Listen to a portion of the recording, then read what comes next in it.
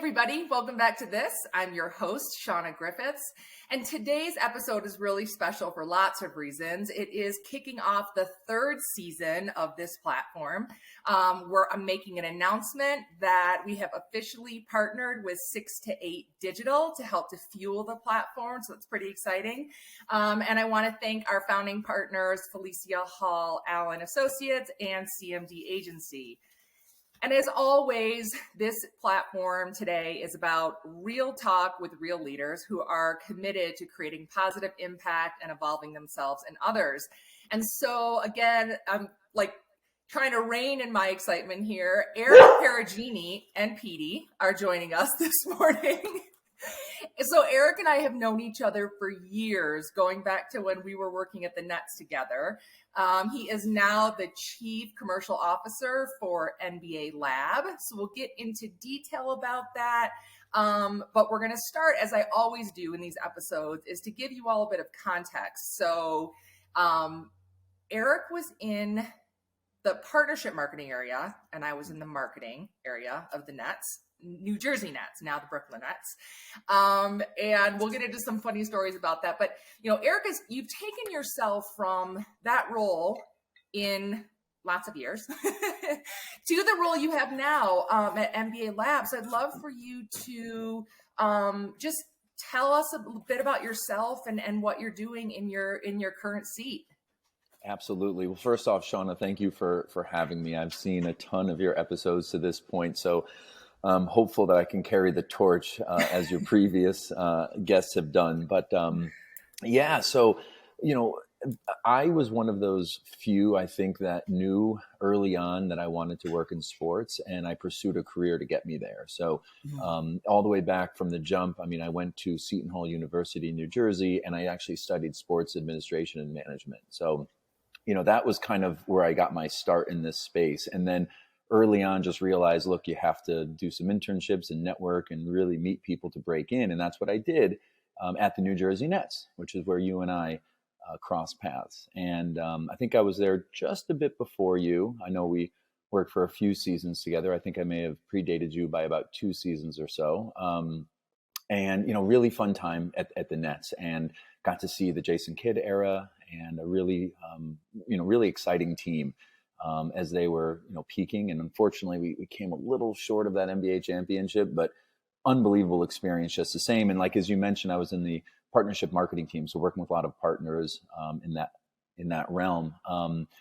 Just to sort of fast track it, what I've wanted to do is really get a panoramic perspective of the industry. So following the Nets, I moved on to Octagon. So I went into the agency world and worked on the NASCAR side of things, which was cool. It got me from the team to the agency, and from basketball to NASCAR. So I got to see how things worked through a different light, but then always really gravitated back toward the basketball space. So after a few seasons on the NASCAR circuit, again, which was exciting in its own right, working with Sprint, Nextel when that whole merger was happening and they had the naming rights partnership. So got to really take part in some really cool activation there.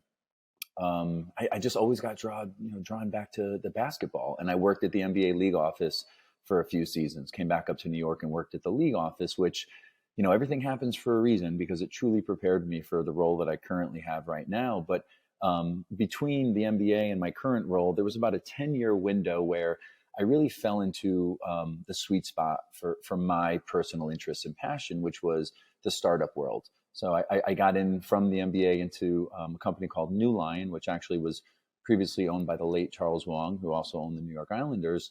And it was cool. It was ahead of its time. It was sort of OTT and live streaming before, you know, it became just a mainstay in our current culture. So really getting to understand that industry and business was really fun and enjoyable for me. And then what that did was kind of pivoted me to a company called Crossover, which was a true startup. We went out, we raised money, we built a sports technology platform, and we scaled it from a couple 100,000 in revenue upwards of 10 million. And then we actually had a successful exit. So it was just really cool to see the evolution going from the team to the agency to the league, and then kind of shifting gears a little bit, because, you know, back in 2000, startups weren't really a thing. So as they kind of got into a little bit more prominent role, I found like that was my sweet spot. So following the successful exit of Crossover, I was able to luckily land a role here with the MBA Lab, which I've been with informally for about 2 years. I did a little consulting with them, but I really joined full time back in January. So it's been a fun, unbelievable ride being part of the lab so far. I love the way that you describe your evolution, and that it started, you actually knew what you were passionate about, where you wanted to point yourself. And this is one of the things that as I've observed your journey over the years, is like, it was really interesting to watch where you would land. And I think it was, as I've talked to you, even like I think it was like last week when we were catching up, it was this like conscious evolution that you were put yourself on, right? So adding to your leadership abilities, adding tools to your toolbox, I call it, like your skill sets, because I think sometimes people who are listening to this, no matter where you are in your career, sometimes you look at someone, you're like, God, how the hell did they get that role? And it really is what I found. It sounds like that's what you're saying. It was like all the things that you did led you to where you are today, but it didn't happen by accident per se. It was like there was a conscious element of making a move to get a new skill set. Yeah, no, I think that's a great observation. And for me, I think I kind of had a North Star. I knew what I wanted to do, but I always had an open eyes in terms of what the industry would allow. Because as I mentioned, back in 2000, a startup wasn't really a thing, right? The bubble had just burst, and all these tech companies were going belly up. And so for me to get into a startup world it took, the first half of my career was sort of in the traditional, and the second half has been more in the startup.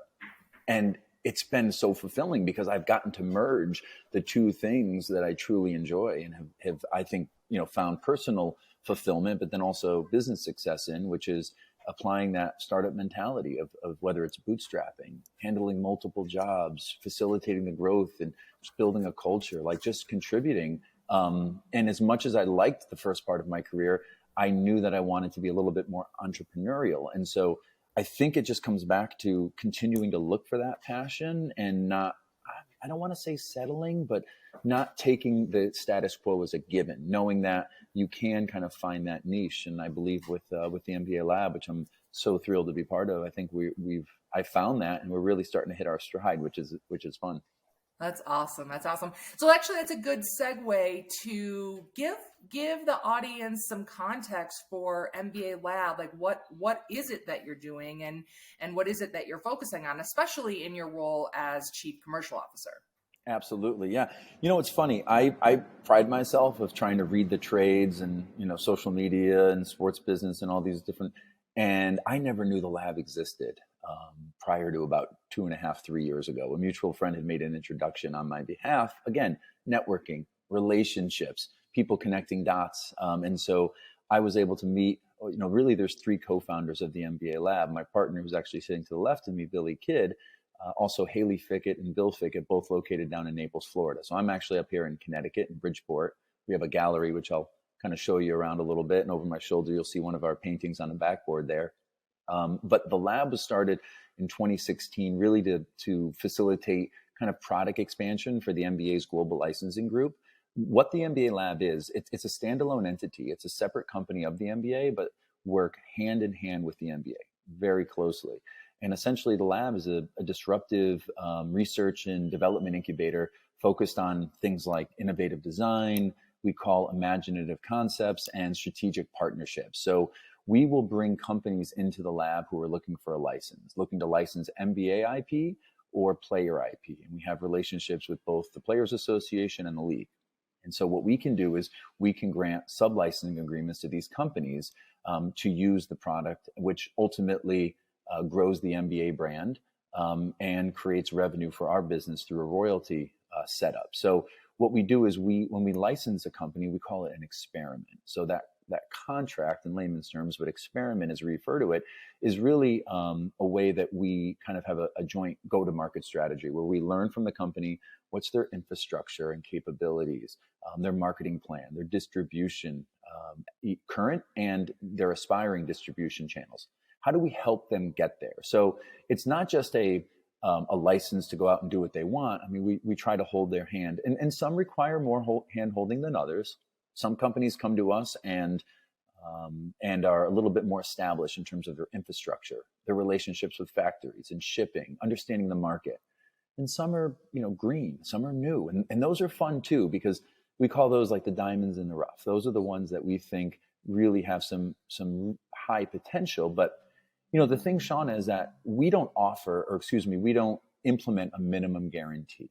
So if you were to come to the MBA as a marketing partner, and you were kind of conducting a certain level of business, you would have a guarantee. And that guarantee could vary based on category and rights and, conflict and so on and so forth.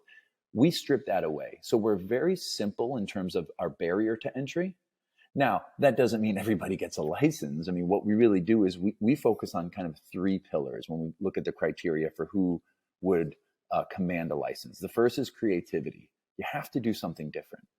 As my partners always say, we're not about logo slaps. We look at things that are 180 degrees that are currently in the market. And I'll give you a tour in a moment and kind of show you how that comes to life. The second is innovation.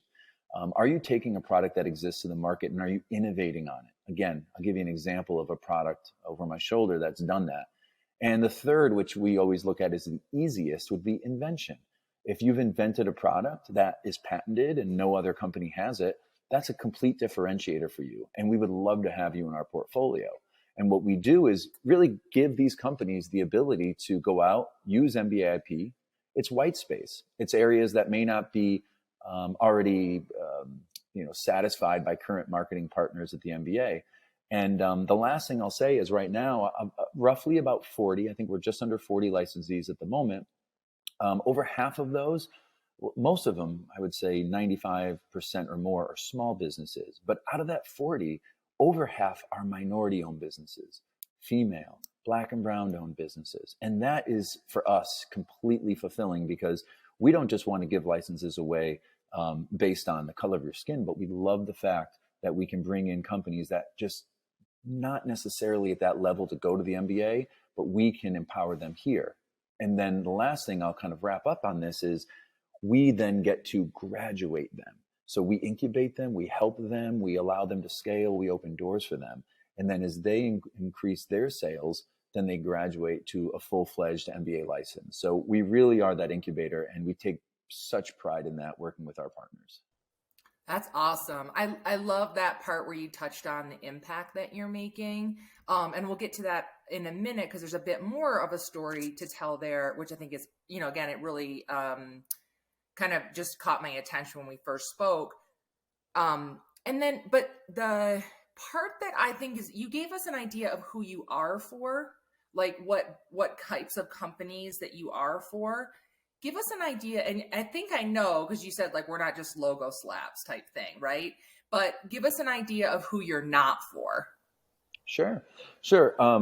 We are not for companies that, again, I come back to the logo slaps. If you're a company that is just trying to create a widget and throw a logo on it and, make it a cash cow, you're not for us.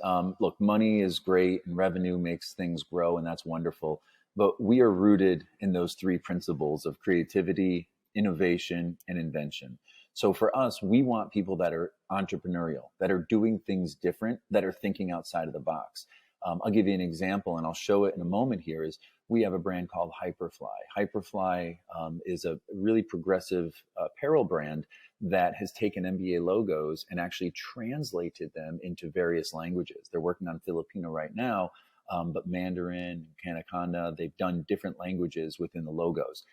That's an interesting area for us, because if you came to us and said, look, we want to do a hoodie or we want to do a shirt, it's just not for us. It's no, thank you. Now you want to take a different approach on it and you want to change the IP, which, again, we have to work with the MBA and be above board. But that is a perfect example of the type of brands that we like to work with. They can take a category as big as apparel, which, let's be honest, is fairly saturated and sometimes redundant. And they've taken a whole new approach on that. And that's the type of company we look for. If you're not willing to think of it through that lens and you just want to write a check and pay a minimum guarantee, you're better off elsewhere. But our area is really about those that are entrepreneurial and thinking different.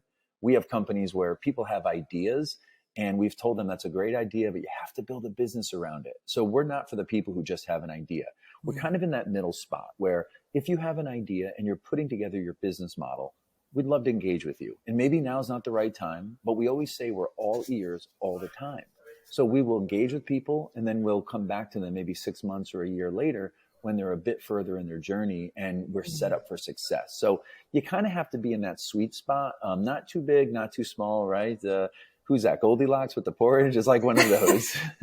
Right. But I think it's also key, though, you touched on it a minute ago, is you have a bit of a consultative element to what you do with people. So to your point, if someone has that idea, they're willing to think out of the box.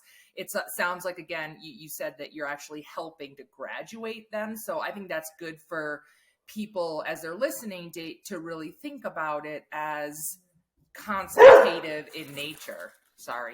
PD agrees. PD agrees. Yeah, absolutely. And that's like one of the best parts of this role is meeting new people that they blow your mind with some of the things that they come with. And it's not always a fit, but geez, it's interesting to meet people that are so unique and different and bring different perspectives to the business place. Yeah. So you talked about the brands that you are for and not for, and and I think we talked a bit about the impact, but I would love for you to, and maybe you'll probably get to this when you start to show some of the examples and talk through some of those. But I think part of what I found really compelling is the way that you work with artists and you're making an impact in that creative space as well. So if you can give us some context about that, I think that'd be really fun to hear. Yeah, let me kind of kill two birds with one stone, do a show and tell while I talk just a little bit about this, if you're open to that. Yeah, absolutely. So for those of you who are just listening on the podcast platform, we're going to do our best to explain it. You can also see the bit of a sneak peek tour of MBA Lab if you go and you watch the video. Go ahead, Eric. So great. Thank you, Shauna. So really the lab started with its roots in art, urban graffiti, street art. And my partner, Billy Kidd, has created some beautiful pieces here.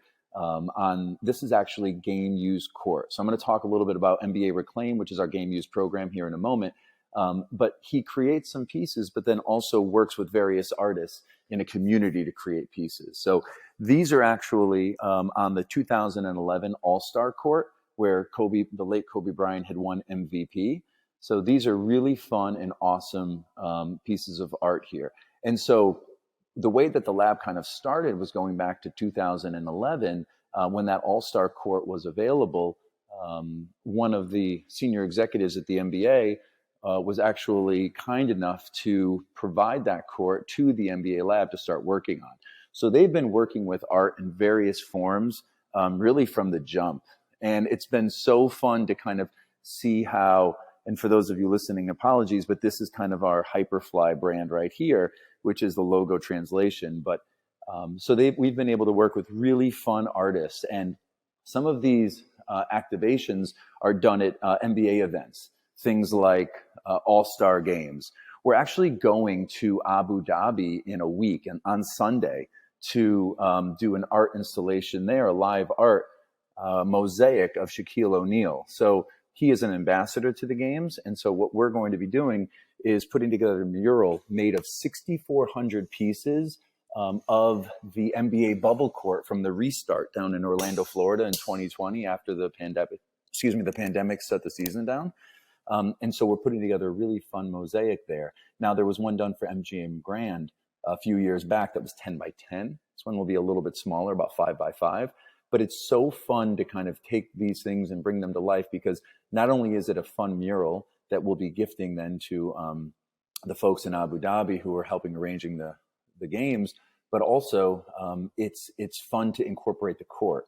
So a lot of it is very unique and different and sets us apart and organic. So what you see over my shoulder is a backboard of that famous Blake Griffin dunk at the All-Star game over the Kia, I believe it was, when he jumped over that Kia, when he was part of Lob City.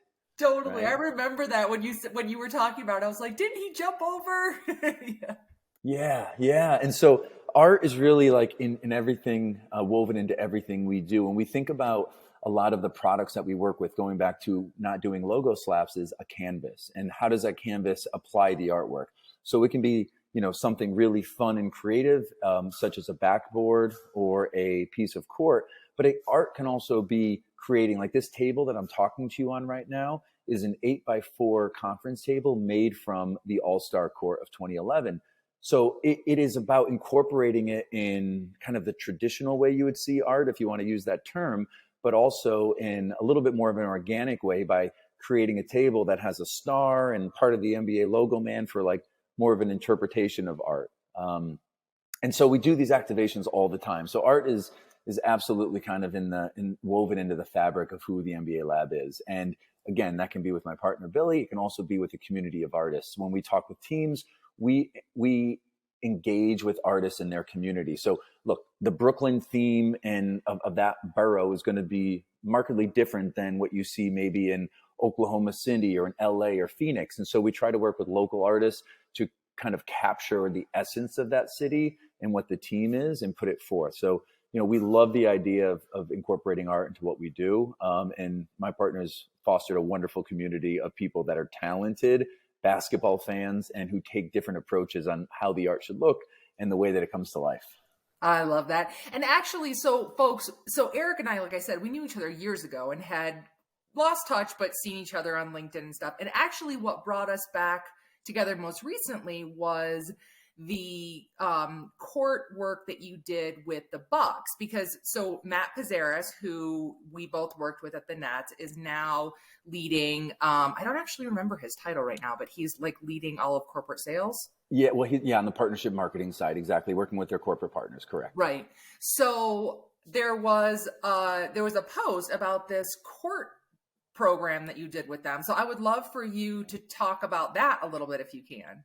Yeah, Terry Lefton did such a fun article for us in SBJ. So if you guys have a second, check it out. It's a really cool article. So MBA Reclaimed is an officially licensed program from the MBA that the MBA Lab is really taking the lead on and building as a brand.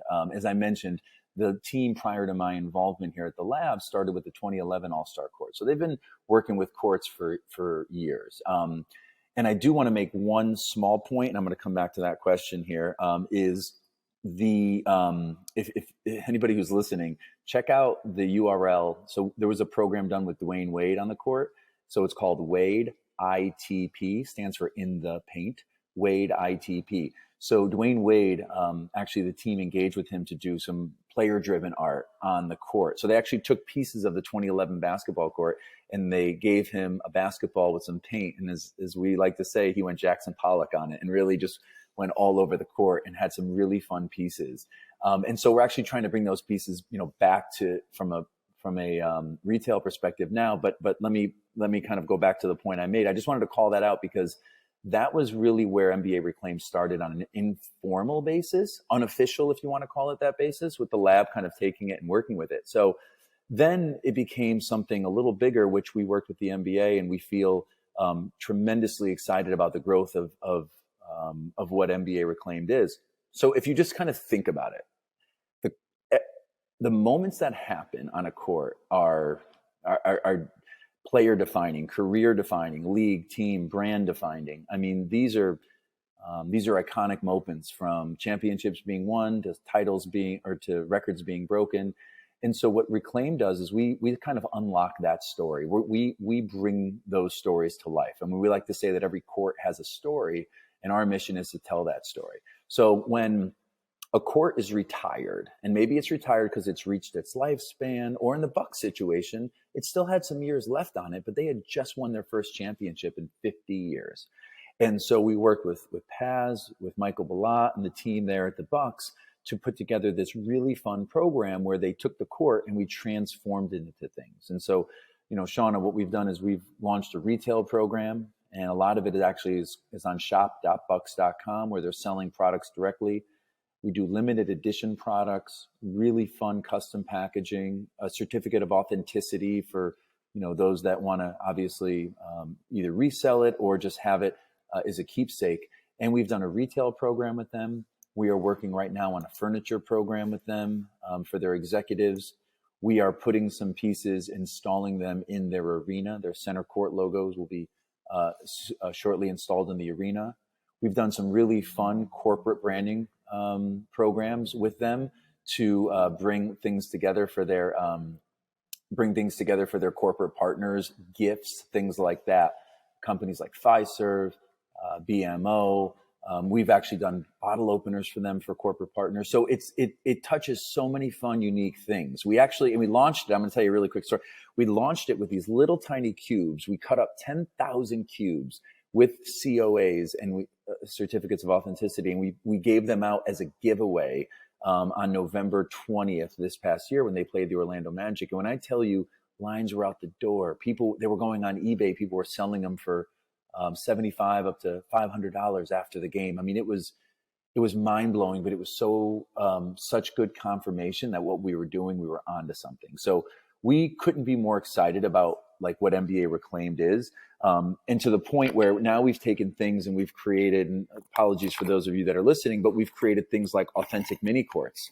So we've taken parts of the court from the 2011 All-Star Game. And we've actually recreated like play team artwork. So this is the Boston Celtics, is what I'm showing right now on the podcast here for fans to purchase. So we're actually in the process of standing up a new MBA Reclaimed environment on our website, and we're going to be selling those. They're currently for sale, but we're going to be doing more with MBA Reclaimed on that level. But we're even taking things, Shauna. Like this is, again, a little bit timely because Donovan Mitchell was recently traded, but we've taken these really fun drawings and we've laser engraved them on pieces of the court. And again, you think about collecting cards, you think about collecting other types of memorabilia, jerseys, those are great. But to have the court, you know, where Steph Curry dropped 50 in the All-Star, or Kobe put 81 against the Raptors. I mean, these courts are unbelievable. And that's kind of where the Bucks realized that what they had was a really fun asset. And so there was multiple strategies here. One, let's give the fans a piece of this. Let's let everybody who took part in it, whether they bought a ticket, cheered at home, watched on TV, whatever it was, went to the Deer District, they got to walk away with a piece of this court. And that was really cool. That was really fun. It was a revenue driver for them, but what it did was it offset their cost of coming up with a new court. So now when they had to go out and buy a court, there was some funds to be able to do that. So it was a really fun, creative way for them to bring this program to life for us. And Shauna, we couldn't have asked for a better partner out of the gate to really launch this. And I mean, we're in discussions with teams weekly about their courts. We're retiring it. We have panels. And so we're figuring out, how does that work? Whether it's suite holders, season ticket initiatives, corporate gifts, the list goes on and on. And again, you just got me going on something that's really passionate. So I'm going to take another second or two here. We are creating custom fun ideas and products with this. So we just created a all-star guitar, actually a custom guitar made from 11 different NBA courts that's completely functional. I'm talking like the pearl inlays, the fretboards. I mean, you could pick this thing up. The gentleman who actually makes guitars for some really well-known artists, we engaged with him and he made one.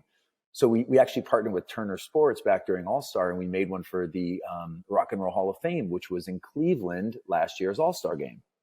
So, and then the last thing I'll show you is a 3D rendering. We're actually making for you and I, old team, we're making a billiards table. So this is a 3D, it's actually from a 3D printer, so it's a rendering.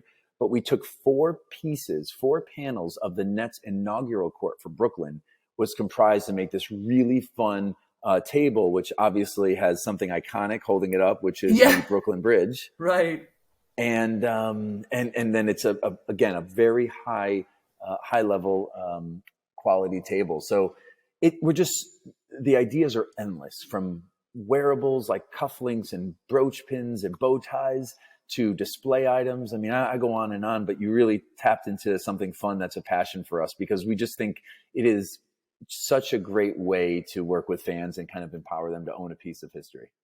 Yeah, absolutely. I mean, and we're in such this like experience economy in general. So like, I think we felt it years ago when we were actually working on that team side, right? Just how passionate people were, even if the team wasn't doing well.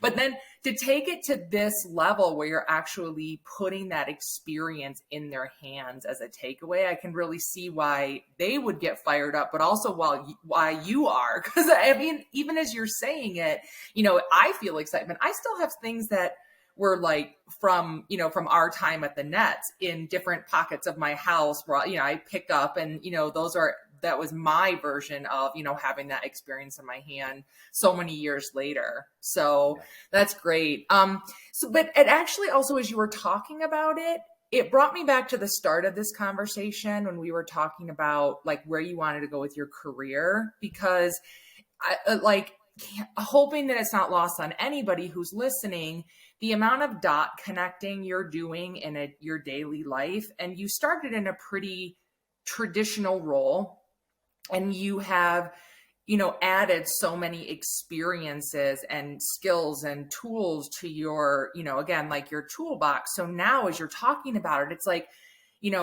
you're working in this very innovative space, but it's on the foundation of all that you did in more traditional space, the way you're connecting dots and everything, and truly thinking commercially. And I think that's a really important element.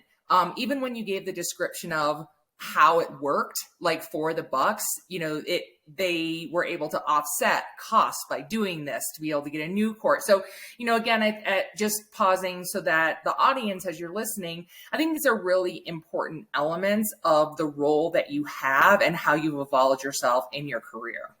Yeah. No, thank you. That's a great call out. I think, we toe that line between this being a passion, but it also needs to be a job, a career. It needs to be, we have, just like everybody else, people to answer to and bills to pay. And so you really do have to kind of, balance out the quantitative and the qualitative side of how this world comes together. And, as it comes to connecting the dots, I mean, for me, it's always about learning. I don't know, all right, the old saying, you don't know what you don't know.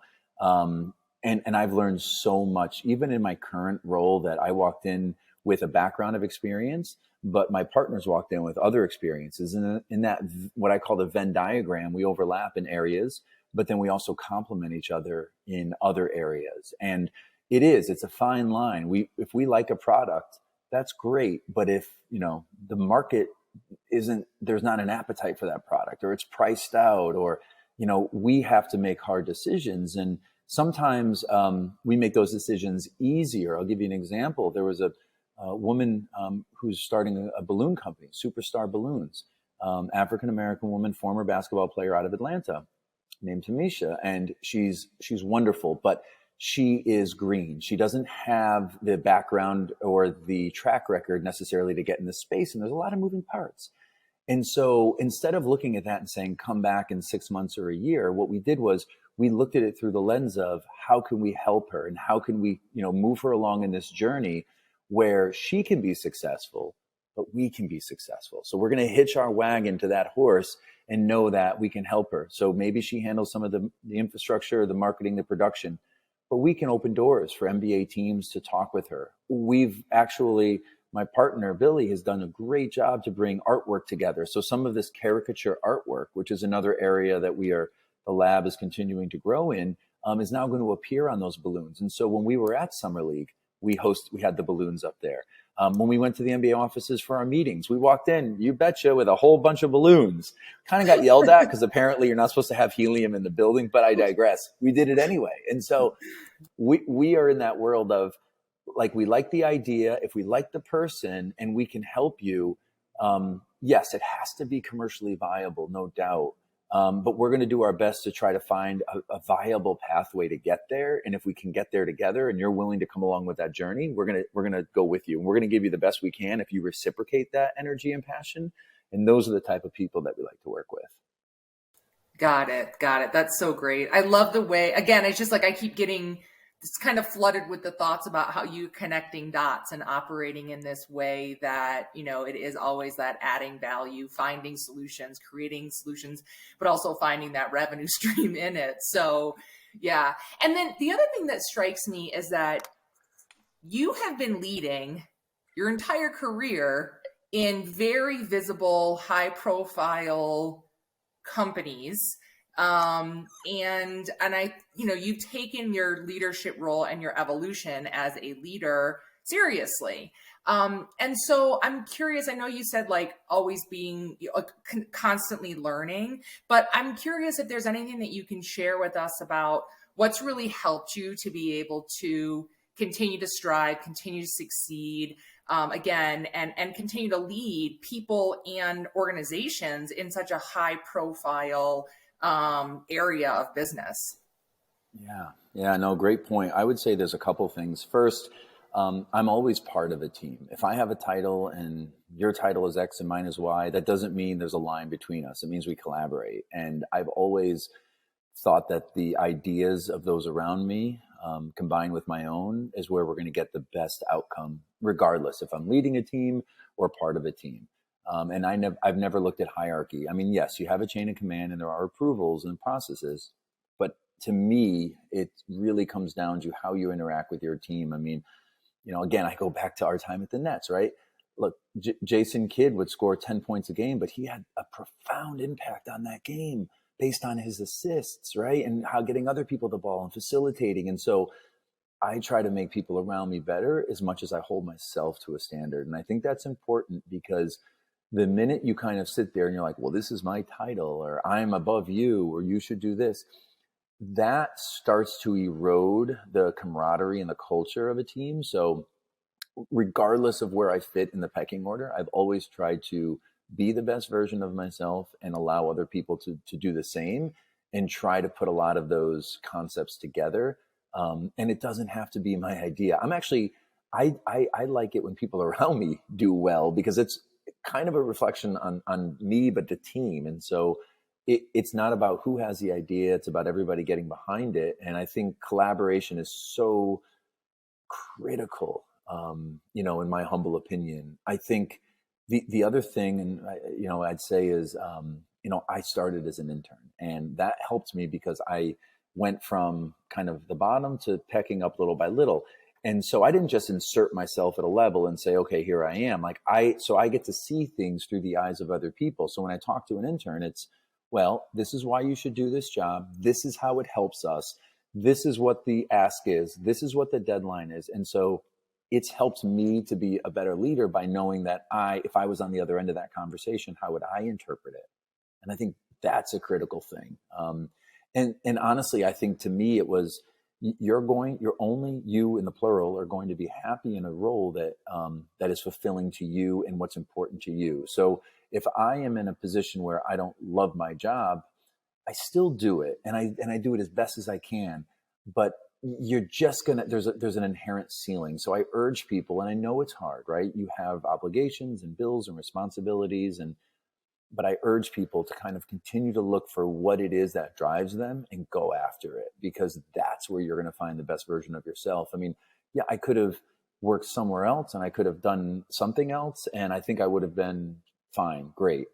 But maybe on the outside, perception would have been great. Inside, I would have said, I'm missing something. It's not quite right.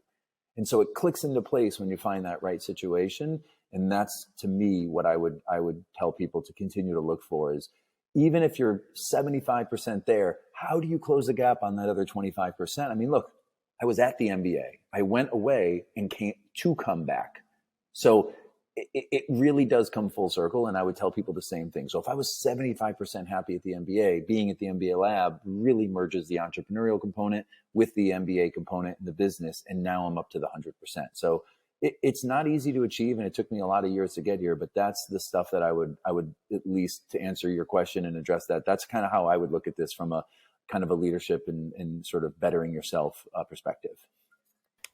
That's awesome. I'm so glad you said it just the way you did, all of it. It was so good and so true. And I do think it's that constant. I love the way you talk about kind of that mentoring of someone else and thinking of it through their eyes and how would they receive it. And I think it's really important because I say this a lot of times, like intention and perception are not the same things. So it is really important to have that viewpoint. And then, I think it is that's why I talk about it as evolution, because being the best version of yourself, as you just talked about, it takes work, right? It doesn't just happen over time. And so, sometimes it is a step forward to get to a step left to get to, so, and part of why I point that out is because as people are listening, sometimes again, people think like, it has to be a linear path and I have to know exactly where I want to be in 5 years. And if anybody is listening and they're not thinking that way or operating that way, like, I guess Eric and I are both examples of people who kind of found our way along the way. And so this is really great, Eric.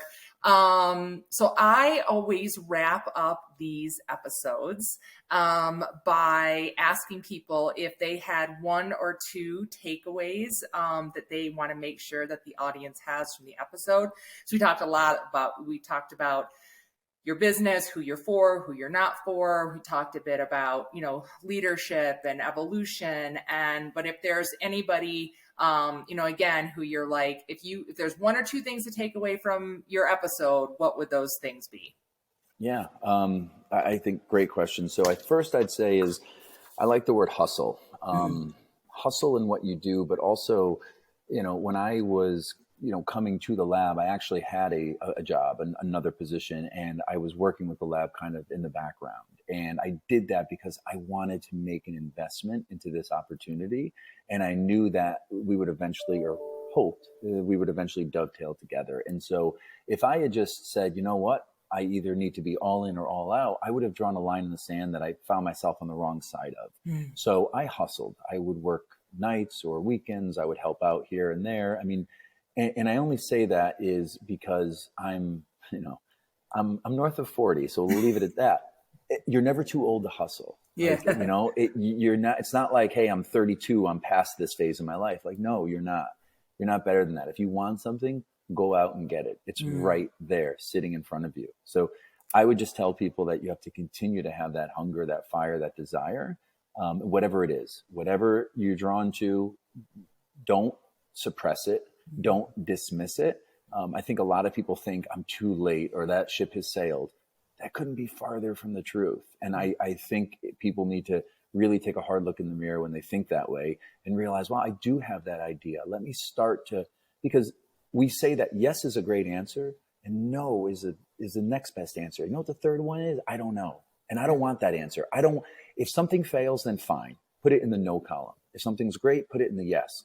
But that unknown, that ambiguous, that's just not how I'd want to live. And that's the one thing that I guess would be a takeaway for me, because if that's how I lived, I wouldn't be here right now. That's great. Well, thank you so much for spending time with us today. Thank you for all you shared. I am so excited about your evolution and what you're doing with yourself, but also with MBA Lab. And so, folks, we'll add in, Eric shared some URLs, so we'll add that in when we post this. You probably have an idea of who they are for or not for, so you can reach out to Eric as you see fit. But Eric, thank you so much for everything, and I can't wait to see you continue to soar.